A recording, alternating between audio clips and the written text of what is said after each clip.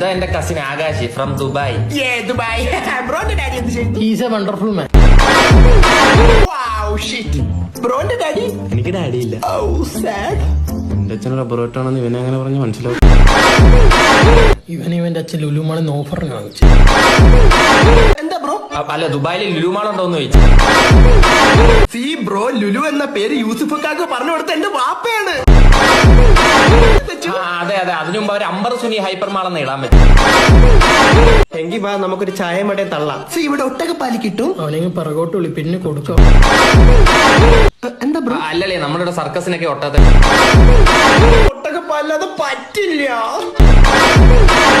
നമ്മള് വരുമ്പോ ദുബായിലെ ഷേക്ക് ആയിരിക്കും എന്റെ അച്ഛൻ. നിന്റെ അച്ഛൻ മുരളി. ഓ, മുരളി ഷേക്ക്.